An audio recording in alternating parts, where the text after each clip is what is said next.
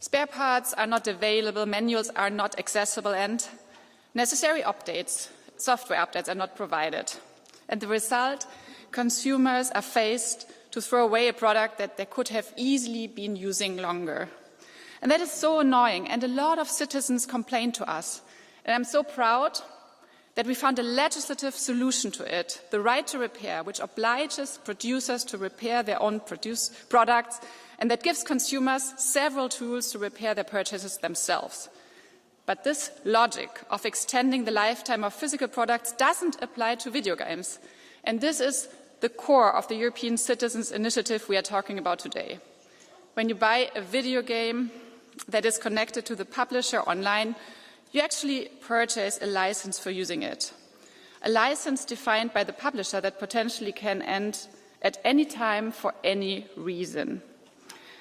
Just that you're not aware of it. And if the publisher then disconnects a video game after notification, not only the support ends, it is literally dead and non-repairable for you, no longer playable for the consumer. So over 1.2 million Europeans demand us to put an end to this forced and untimely death of video games. And I congratulate all the citizens who were so active and also the organizers of this great European Citizens Initiative. As the Internal Market Committee, we are working hard to ban a practice from the single market that forces consumers to buy new products to the detriment of their wallets and the planet, planned obsolescence. Planned obsolescence is defined as the deliberate design of a product with an artificially limited useful life. And this logic also needs to apply to video games in EU consumer law. And I sincerely hope and urge the European Commission to come up with a solution on how the specific situation of a licensing model can ensure the same level of consumer protection for gamers. A solution to avoid the unknown, arbitrary end of the gaming fun and a long life to what has long become a part of our culture. Thank you. Dankeschön. Für den Rechtsausschuss erteile ich nun das. Thank you. For the Jury Committee, Mr. Kyuchyuk. Madam President, dear Commissioner, honourable colleagues, on 16th of April, Jury and IMCO, in association with PETI, held a joint public hearing on the European Citizens Initiative, Stop Destroying Video Games. We had a constructive and forward-looking discussion with you on the expertise of the organisers of this initiative, who are dedicated in mobilising to shape the EU's legislative agenda. Video games are not just entertainment. They are art, innovation, and a vital part of our cultural landscape. Our public hearing allowed us to explore how EU law can better balance the protection of intellectual property with the rights of consumers and creators, and how digital ownership can evolve to reflect the realities of a fast-changing industry. The Stop Destroying Video Games initiative, backed by nearly 1.3 million citizens, highlights a real problem. Users lose access to games they have paid for, sometimes even without a warning. Thus, stronger protection for consumer rights is needed in a sector.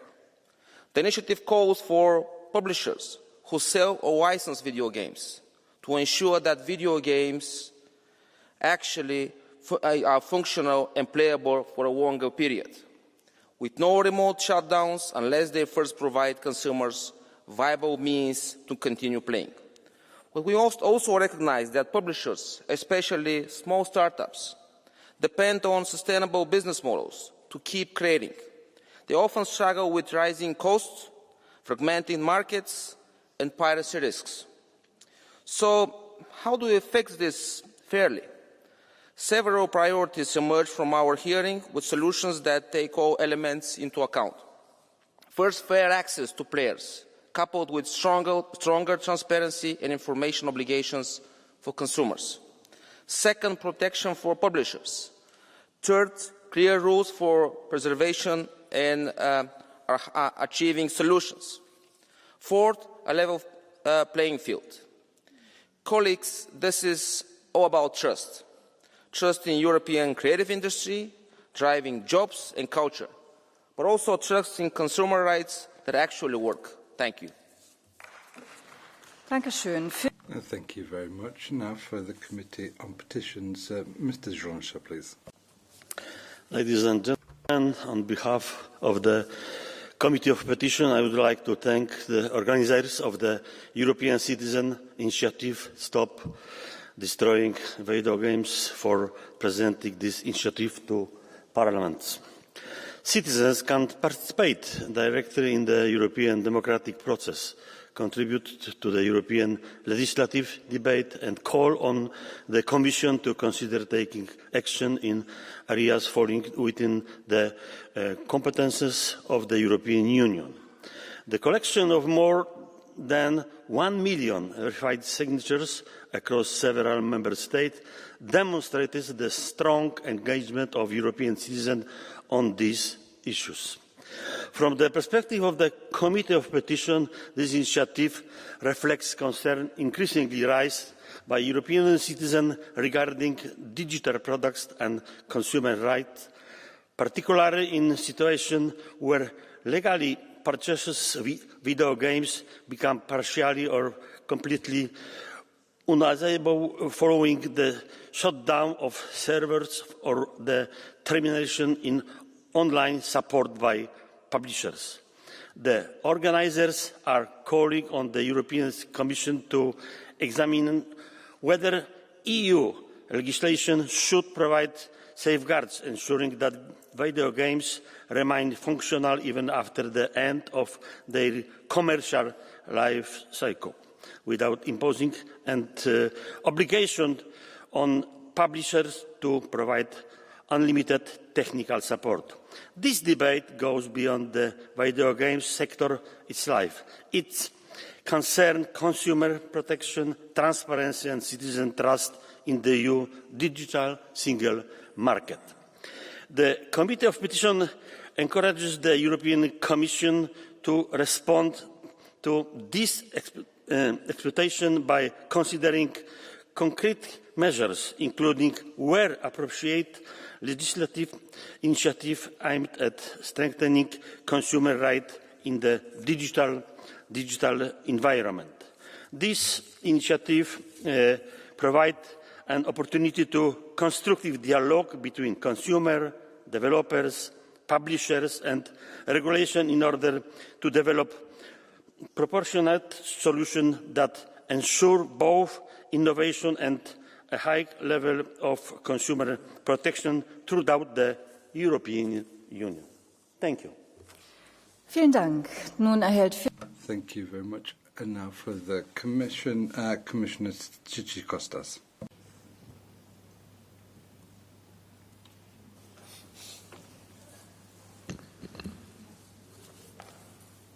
Madam President, honourable members, I would like to begin by congratulating everyone who organised and supported this initiative. European citizens' initiatives allow people to put the issues they care about directly on the European agenda.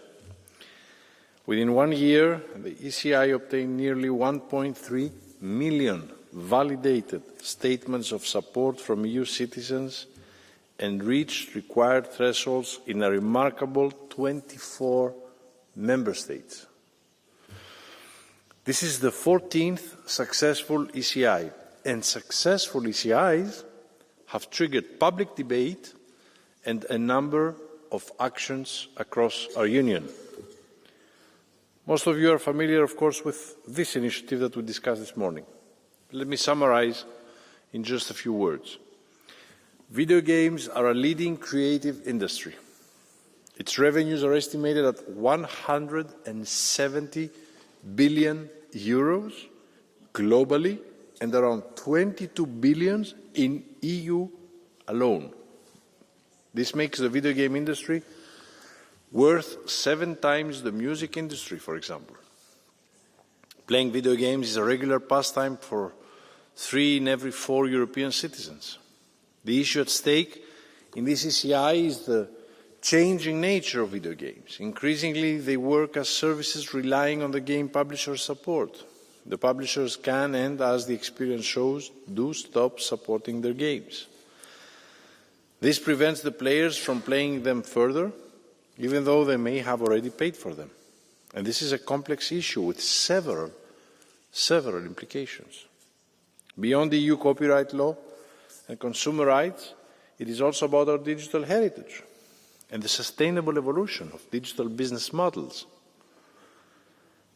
The ECI organisers presented their initiative to Executive Vice President Virkkunen, Commissioner McGrath, and to Commission services in February this year. The European Parliament heard the ECI organisers on April 16. The Commission has taken good note of these positions and everything that was said. And we are now examining the ECI and preparing our reply. We are not yet in a position to issue detailed comments on this initiative. Nevertheless, I would like to highlight the importance of fair and transparent conditions. As European consumers, gamers should be entitled to enjoy the digital services that they have paid for, as provided in their contract and in accordance with their reasonable expectations. We also agree that the European video games industry stands to gain from innovating and adapting business models in a way that meets consumer expectations. At the same time, we must highlight the complexity of the issue at stake. As part of our assessment, we will also examine how existing rules apply and whether they would require further clarifications. So I trust that this debate will address the various facets of the problem and further develop some of the arguments put forward at the 16th of April hearing in the European Parliament.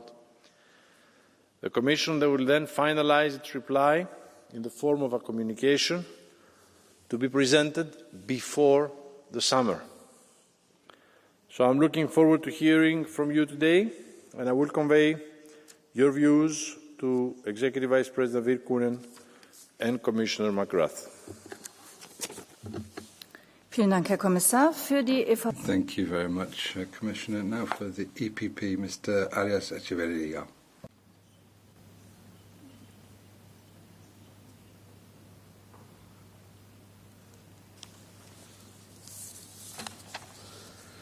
Señora Presidente, muchas gracias. Madam President, thank you. Commissioner Kostas.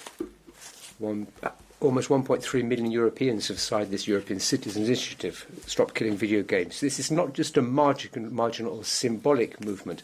This is a movement of consumers, developers and citizens who have been facing this problem in different ways. So I'd like to congratulate those who promoted this initiative, and we have to listen to their message. The European video game industry is an innovative, creative industry of strategic importance for Europe. We must therefore protect it and ensure that it's not exposed to disproportionate or abusive practice regarding either the businesses or consumers. We're aware of the fact that there are technical difficulties, costs and challenges in terms of intellectual property, cybersecurity or the maintenance of infrastructure. For these reasons, Europe has to act in a balanced way via dialogue with legal certainty.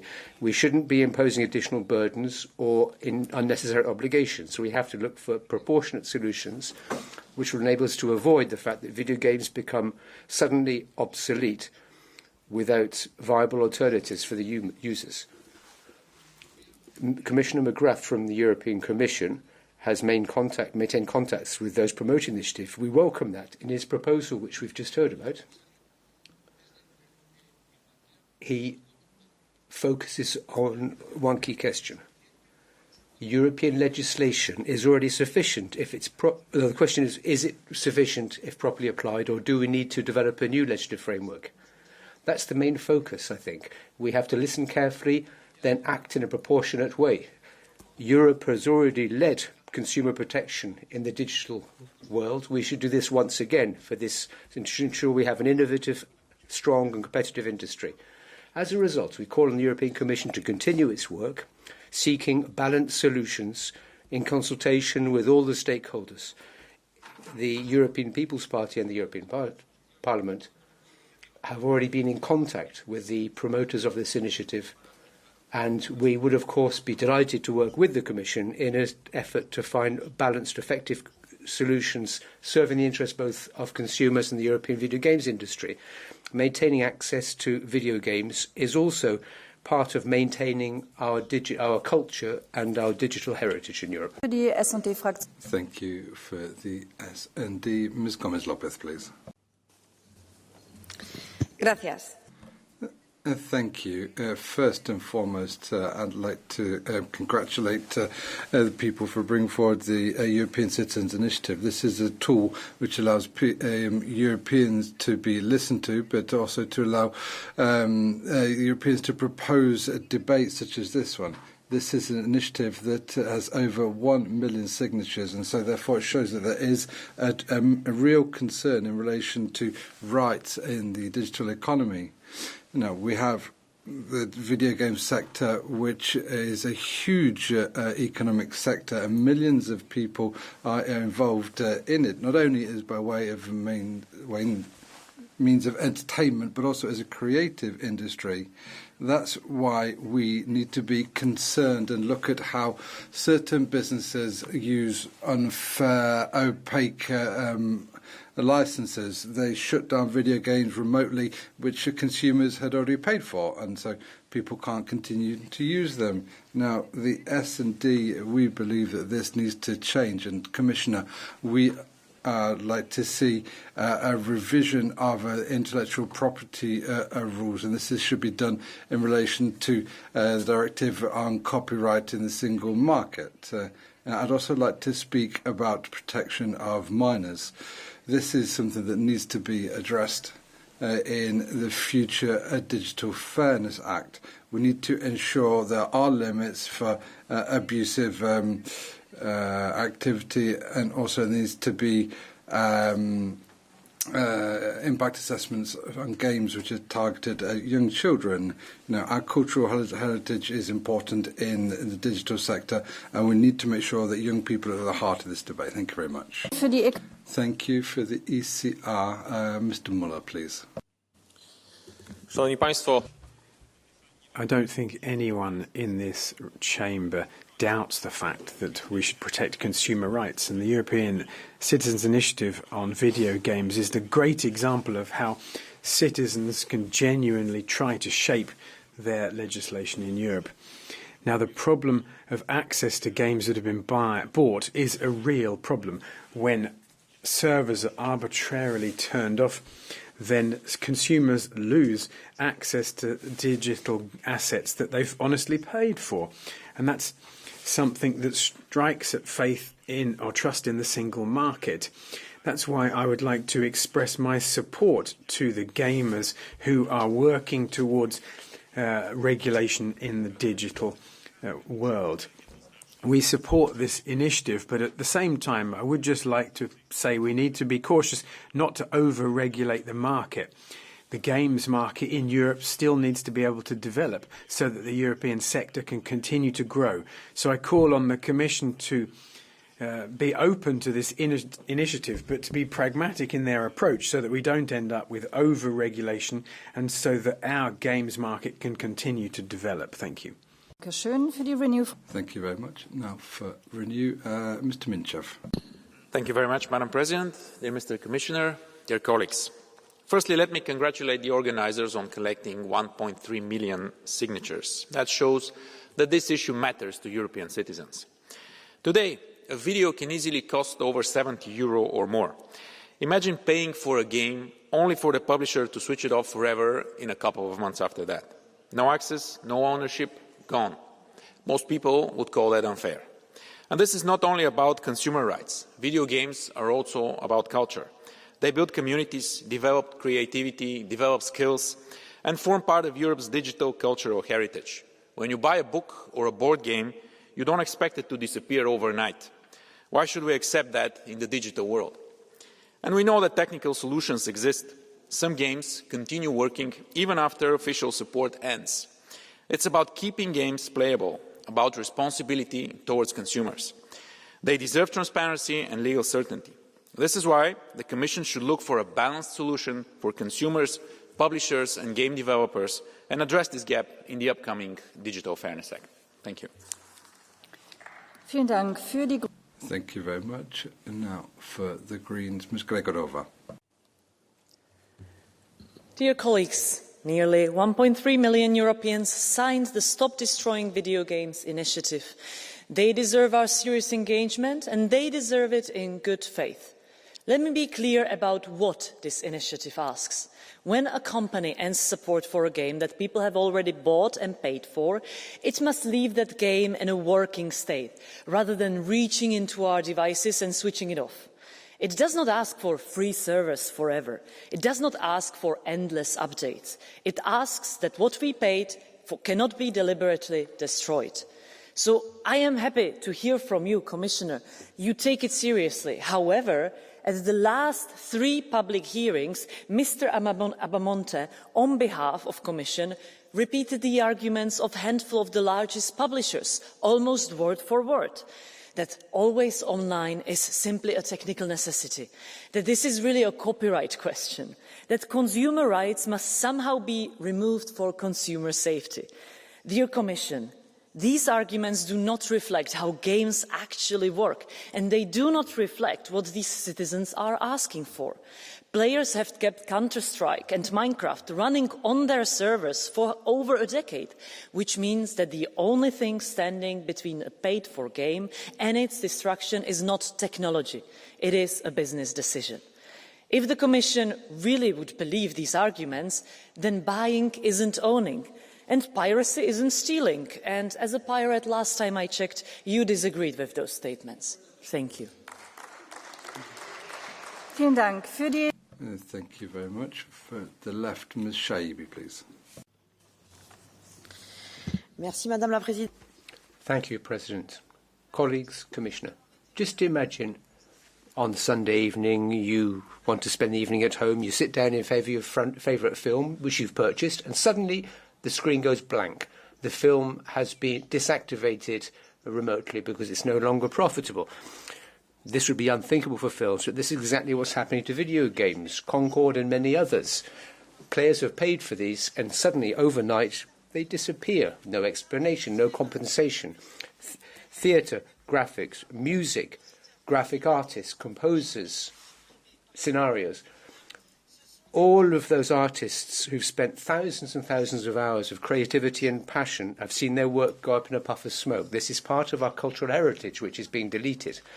With the Stop Killing Video Games initiative, more than 1 million European citizens have been asking for something quite straightforward to stop this happening. They are proposing this without any cost for publishers. So, for example, maintaining the online mode means that players could keep playing the games themselves. You could set up a public library so as to ensure that abandoned games could still be played by those who love them. Colleagues, Commissioner, we have a choice to make today. Defend players and creators of video games while defending our cultural heritage, or allowing publishers' profits to make the law. So I think time has come for us to act. Thank you very much. For the ESN, Mr. Uhrík, please. Wokeness and aggressive monetization is destroying video games. You wanted to talk about what's destroying video games here in the European Parliament. All right, I will say it loud. One thing that is definitely destroying video games is the crazy woke ideology and political correctness which is being forced into the games. For example, if we want to play as a samurai, obviously we want to play as a Japanese warrior and not to be forced to play as a black person warrior or female warrior as it happened recently in Assassin's Creed. Or to play as a queer character without any other choice. This is an issue, really, for players. The other thing which is destroying video games are aggressive monetization practices, never-ending microtransaction, insane pay-to-win, or even gambling loot boxes, like in casinos. These practices have to be stopped, as well as practice when a company shuts down a game server right after you purchase your favorite game. I, as a computer game player, stand fully with the other players. We want fair game, and we don't want to be cheated. Damit endet die Round. And that is the end of the round for the political groups. And now I'll hold people to their allotted time. Next speaker is Ms. Walsmann, please. Frau Präsidentin. President, colleagues, the European Citizens Initiative, Stop Destroying Initiative, asks a key question in relation to the digital industry. When a consumer has a digital product, be it a video game or any other a software update, does the consumer have the right to use this product for a long time? Or is the use of this product just the privilege of the developer and therefore they can change it as such? Now, the answer from European citizens is absolutely clear. It's that people have paid and therefore they need to be able to use the products that they've paid for. There's no end time for something you've purchased. It's a question of protecting people's property and fairness in the digital world. So therefore, unfortunately, voluntary programmes from the industry are not enough. So I call on the Commission to put forward a legislative proposal which will allow people to use their digital products for as long as they want. And this is specifically in relation to video games. And then together we can build fairer rules to stop these problems, and we can protect and make sustainable the rights of European consumers, and we can also avoid any legal issues. Thank you very much. Now I'd like to give the floor to Ms. Scheuring-Wielgus. President, Commissioner, I'm speaking today not just in my capacity as an MEP, but also the mother of 3 sons. And whether I like it or not, they are growing up in the games world. Now, games is more than industry. It's part of our cultural heritage. It's stories, pictures, created by thousands of creators and artists who create this sector.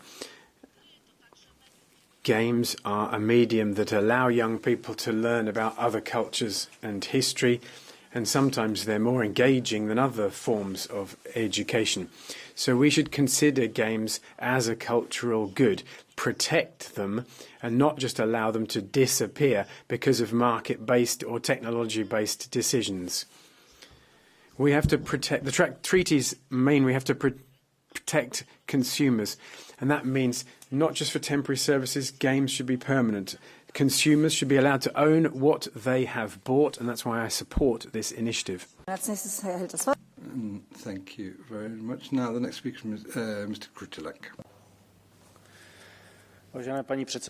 Madam Chair, Commissioner, the arguments of gamers who make a living from video games and invest tens, hundreds, and perhaps even thousands of hours in them. On the other hand, I'm a conservative politician who respects private enterprise, the free choice to provide goods and services, and publishers' copyright. I think it is appropriate to discuss whether all companies selling video games in the EU actually provide sufficient advance notice regarding the activation of video games. The gaming industry in Europe is one of the most globally competitive.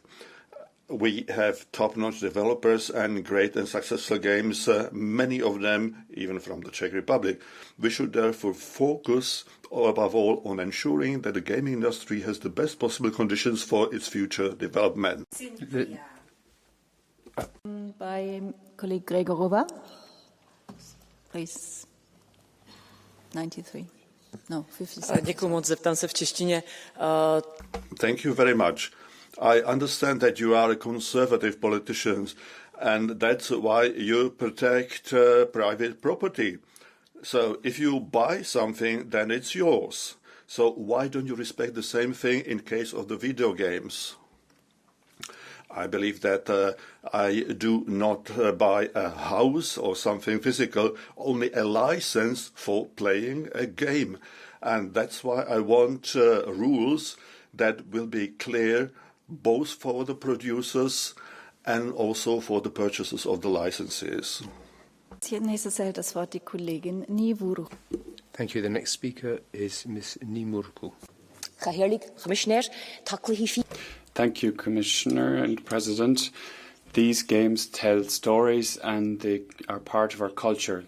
There are millions of people who play these games. It's more than just entertainment. It creates friendship across countries and languages. It brings people and cultures together. It creates a community, and these are the values we celebrate in Europe. But today, these games can just disappear overnight. A server may be closed down and then the games are gone. This isn't fair or proper. Gamers should not be left without anything. We need to keep these games alive, long beyond, to ensure that they are protected. We need to listen to representatives of the sector and protect culture. We need to ensure greater fairness for the gamers. When someone buys a game, they should be able to have the opportunity to play that game for as long as they wish. Let's promote this initiative. Thank you very much, ladies and gentlemen. Danke sehr. Als nächstes hat das Wort die Thank you. The next speaker is Ms. Ohizalu. Chair, Commissioner, colleagues, I love video games. I've been collecting them since I was a little girl. All the memories, the friendships, winning and losing together. And here's the thing, I can still play those games, those old console games from the 90s, but many newer ones, gone. Not because they broke, but because a publisher decided to shut down a server. Sometimes without even telling the players. We're talking about an industry bigger than movies. Esports draws more viewers than traditional sports right now. This is real culture, and it is being deleted. If you buy something, shouldn't you then own it? That's the idea behind the Stop Destroying Video Games initiative, supported by over 1.3 million Europeans. And we're not asking for everything. We cannot place the entire financial burden of preservation on developers, of course, especially on the smaller ones. But at the very least, games should be allowed to survive when their servers don't. That's not radical, that's the bare minimum, and I hope the Commission will follow the initiative. Dankeschön. Das Wort erhält nun der Kollege Sypniewski. Thank you. The next speaker is Ms. Sypniewski. Thank you very much. I support the initiative Stop Destroying Video Games. I'm a player myself, but unfortunately I'd have less time for that now because of work. But my children have plenty of time and they play too. And that's very good. If they play in moderation, they're learning creativity and they're discovering this taste of success and learning how to lose. And so it's a good preparation for the real world. Now, what are we talking about here? Well, imagine if a car manufacturer suddenly turned the engine off in our car that we'd bought. We wouldn't be able to drive it. We could get in, but we wouldn't be able to drive it around. In the game sector, that's what is happening. Publishers are blocking products that we've already bought. It's a violation of consumer rights, and we should change that. Cutting off access to games that people have paid an awful lot of money for in the past. Now, we're not suggesting that servers be financed forever, but rather they can be hosted privately. And so I support this initiative. Thank you very much. Nächster Redner ist der Kollege Geisel. Thank you. The next speaker is Mr. Geisel. President, Commissioner, colleagues, let's get one thing clear. I'm not one of the 41 million Germans who play video games on a regular basis, but nevertheless, I do support this initiative.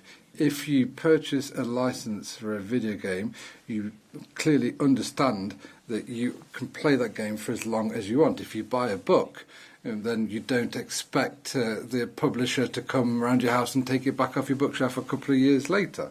With the producers and developers can decide freely when they switch their servers off, then the reality of this, that it's the consumer, the customer, who's taking on the risk for the economic success or failure of this video game. And that's not in line with the basic understanding of ownership. So we need to know that gamers are aware of what they're doing when they purchase a video game. Thank you very much. Nächster Redner ist der Kollege Warborn. Thank you, Mr. Warborn. Madam President, Commissioner, dear colleagues, almost 1.3 million people across Europe have signed this initiative. And I think that's a signal we need to take seriously. But taking it seriously also means that we have to ask the right questions. And the right question is not only how do we protect consumers, and don't take me wrong, because that is one of the important questions, but the right question is also how do we build a stronger European game industry? Because right now, Europe is competing against giants in the US and in Asia. And if we respond to this initiative with unworkable solution, we do not help consumers, we help our competitors. Video games are complex, creative works built on licensed content, online infrastructure and third-party arrangements. Forcing companies to keep games running indefinitely or hand over the server code might be a solution, but it's not the simple solution in every situation. In many cases, it is technically or financially impossible and legally problematic. And it would hit the smaller companies and studios hardest. What we should do instead is three things. Better transparency for consumers upfront, fair notice before the games goes offline, and thirdly, a better condition for European developers to grow, compete and keep gamers engaged. Thank you.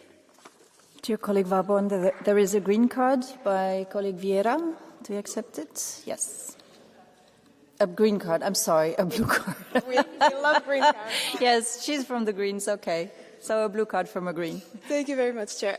Colleague Warborn, I can agree with a lot of what you said, but you also spoke about the importance of defending the video game industry in Europe. I can very much agree with that. But of course, when we legislate our market for our consumers, we don't just apply that legislation to European companies. We can apply to whatever companies want to operate in our market. So given that reality, would you then change your opinion or be open to making sure that consumer protection can go in hand with supporting European video game industries? Thank you. Yes, absolutely. That's, I think, what I said as well. If we need to have transparency so that the consumers know what they buy, and in some cases I think that is not very clear today. But at the same time, it is a growing industry that is important for Europe, and I think without the publishers, without the developers, there will be no engagement from the consumers. So we need to have both in mind and not only one of the issues. And that's how we build a strong European gaming industry and a strong community for the users. Dankeschön. There is a second blue card by colleague Wölken.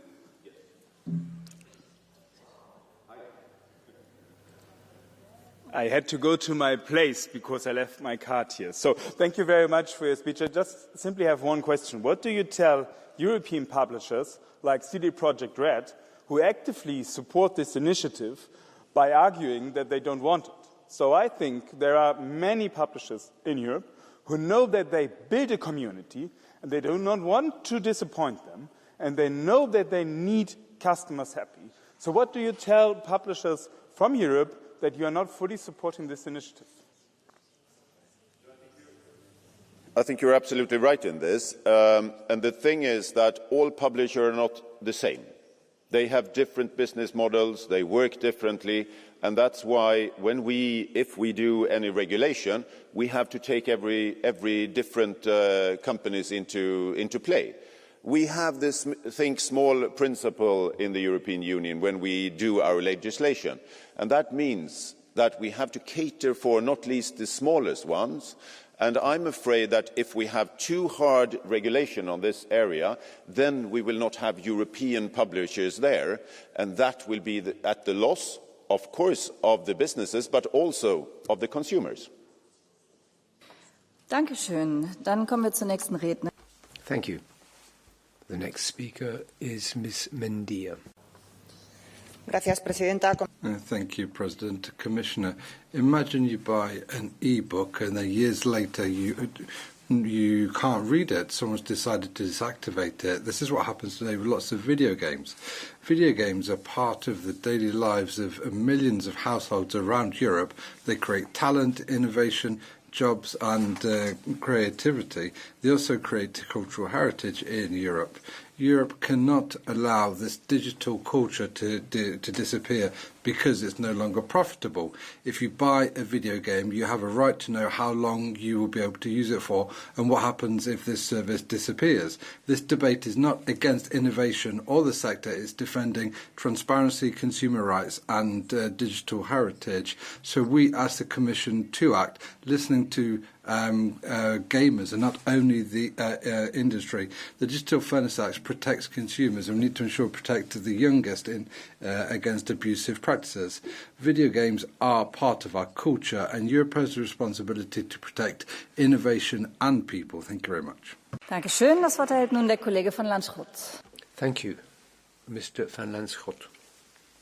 Thank you.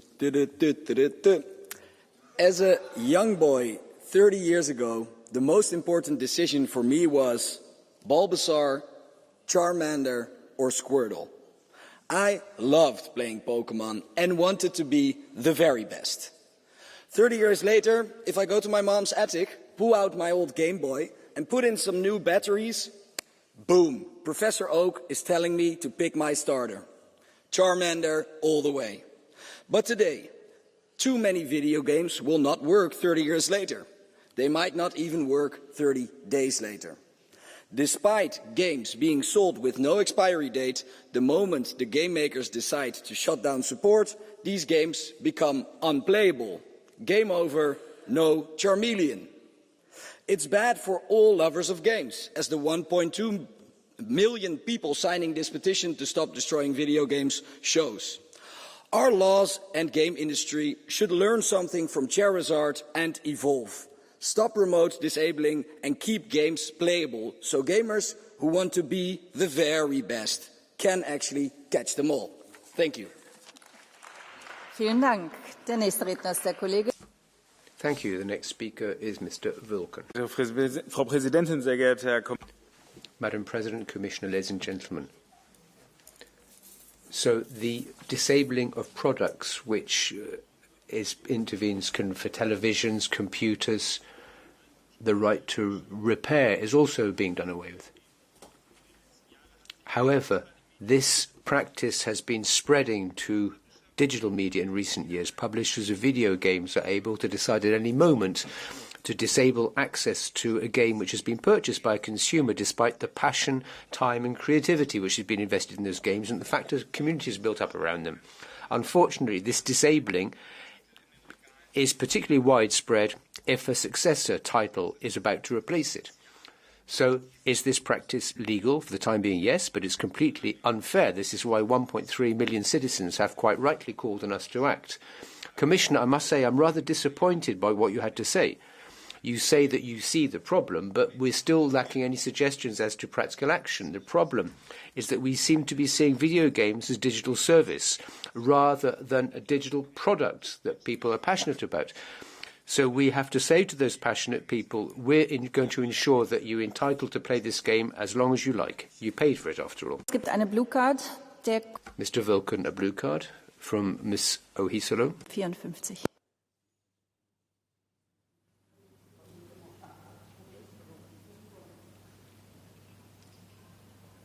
Seat 54. Kiitos kollega hyvästä puheenvuorosta. Kuten tässä hyvin sanot, niin kyse todellakin on kulttuurista. Well, you've just said clearly we're talking about a cultural product and talks about culture. Now, as a Europeans, this is something we need to respect. It's a very competitive product as well. We export these products all around the world. We therefore need to find a way of addressing this issue in such a way that we can protect consumers and protect both consumers and developers. You know, this is something we could address. Do you think museums can have a role here? Europäische Kultursektor, gerade auch durch Videogames. The European culture sector tells us this applies to video games. We tend to forget this. Copyright law in its present form doesn't focus enough on digital reality. And we saw this in the reform of recent legislation, where we spent years talking about the need to create libraries so that users could have access to digital media, for example, e-books, which could be lent out. We saw that there isn't much understanding for digital cultural good. This applies to video games as well. And in our legislation, we have to ensure that public libraries have a role of sharing knowledge, and video games are part of that public knowledge. Thank you. Moving on to Catch the Eye, we have a series of requests to speak. I would like to ask everybody to stick to their speaking time. That will enable us to take all those who've asked to speak. The first colleague is Mr. David, and Ms. Grappini should get ready as well, please. Vielen Dank, Frau Präsidentin. Ich werde auf. Egy hosszú nap után csak ki szeretné. After a long day, if you just want to switch off and play your favorite game, suddenly you see this game is not available. Of course, you can't expect companies to keep all these games working forever, but at least they should be able to provide for the games that have been bought, that those games are functional and can be usable. And then there's another question. Once, when you buy an online game digitally, is this a loan or do you buy the game as such? Well, most of gamers agree with the second opinion, and this is clear from the European Citizens Initiative. Consumers cannot lose access to a game that they have paid for already. Therefore, we need to very urgently clarify rights and obligations. If you buy a product, you have the right to use it. It's so simple. Thank you. Vielen Dank. Das Wort erhält nun die Kollegin Grappini. Thank you. Ms. Grappini, Mr. Sieper, you're next. Comisar, stimați colegi. Madam President, ladies and gentlemen, first and foremost, I'd like to say the most important point. This is a very important European Citizens Initiative, and I say this with the fact that the European citizens don't use this tool enough. It's a way of European citizens proposing laws. And now we're talking about this initiative today, and I'm the Vice President of the Parliament for the single market, and we need to look at consumer protection, but we need to strike a balance. And now there's legislation which exists, but this sector of the economy doesn't fall under any of the existing laws. So, Commissioner, you need to come forward with a solution. You need to respond to this European Citizens Initiative. We talk about intellectual property, we talk about creativity, and we always say what is illegal offline is illegal online. So therefore, I fully support this initiative, and we need to come forward with some legislation. Dankeschön. Jetzt erhält das Wort der Kollege Sieper. The next speaker is Mr. Sieper. And the colleague Ondřej Krutílek can get ready, please. Europe, this is for Gressin, for Beats, for Silverbolt, for IPOA. Because I was not only Lukas Sieper, I was Wilhelm von Bergen. Wilhelm von Bergen led men and women into battle on the fields of Mount and Blade Napoleonic Wars. He commanded up to 50 players. He trained twice every week and fought clan matches on the weekend. He edited a community newspaper, and he organized a World Cup with dozens of players, with hundreds of players from dozens of nations. And Wilhelm von Bergen existed only because Tailwalls and Flying Squirrel did not sunset the game. They turned a community mod into an official DLC. They allowed community-hosted servers. They delegated admin rights to players. They supported the modding ecosystem instead of shutting it down. Wilhelm von Bergen was lucky. I was lucky. So today I ask the Commission and my colleagues to support the ECI Stop Killing Video Games. Not only to stop killing video games, but to protect the lives that we live. Thank you very much. Dankeschön. Das Wort erhält der Kollege. Thank you. The next speaker is Mr. Ondřej Krutílek. The next speaker is Ms. Vieira. Thank you, Madam Chair. Commissioner, a lot has been said, a lot of very correct, legitimate arguments. Yes, on one hand, we have an unfair practice.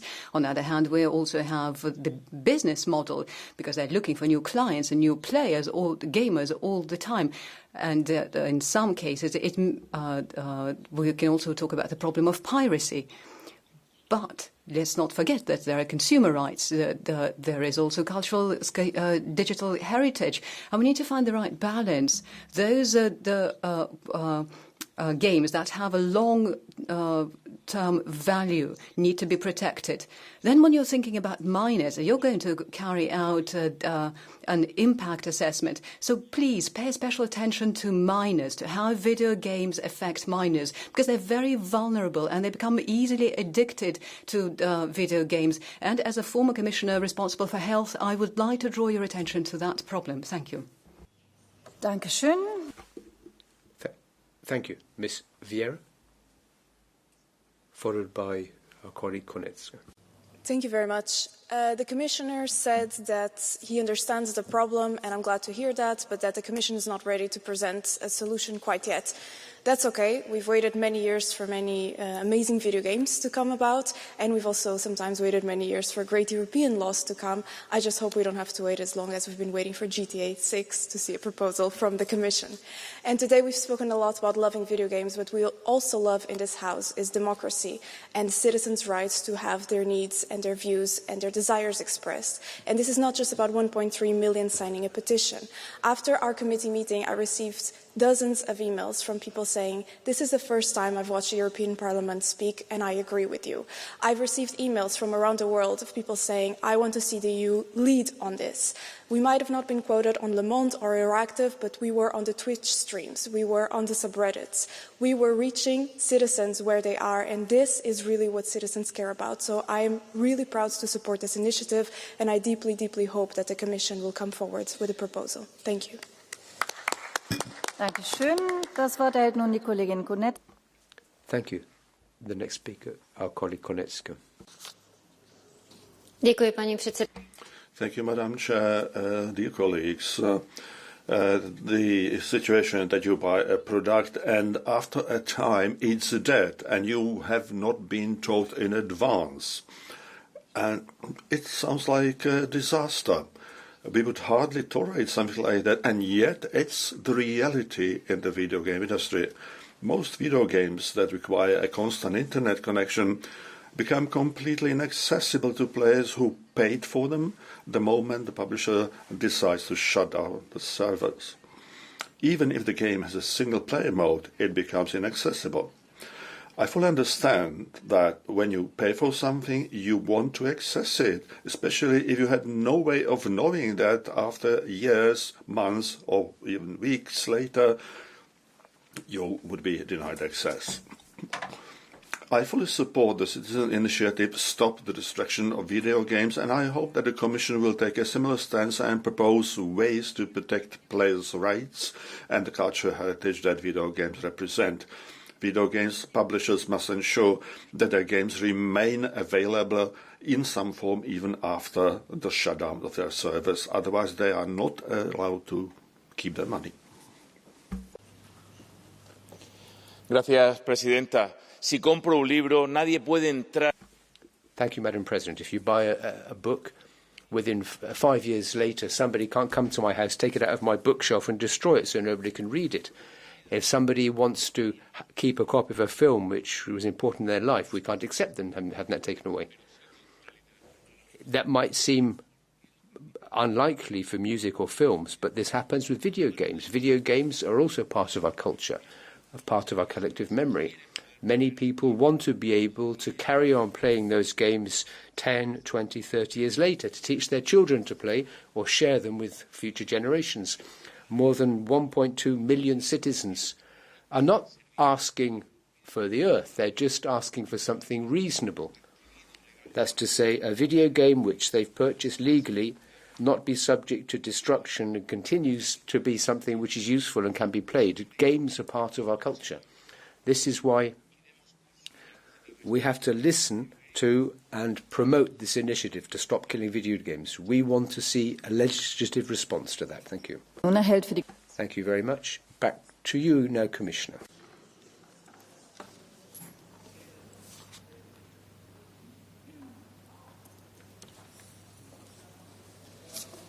Dankeschön. Honourable members, I would like to thank you for your very valuable contributions today. which give us plenty of valuable insights to reflect on as we are developing our analysis and our response. It has highlighted the complexity of the issue, which sits at the crossroads of several public policies. So this rich exchange of views also shows how European citizens' initiatives allow people to put the issue they care about directly on the European agenda. So I wish to thank all of you, honourable members, for your interventions and for your support for the direct democratic engagement of our citizens in setting the EU's agenda. And as I said earlier, we are working to present the proposal, the communication, the soonest possible. Thank you very much. Vielen Dank, Herr Kommissar. Die Aussprache ist... Thank you, Commissioner. That brings that debate to an end. The next item on the agenda is a Commission statement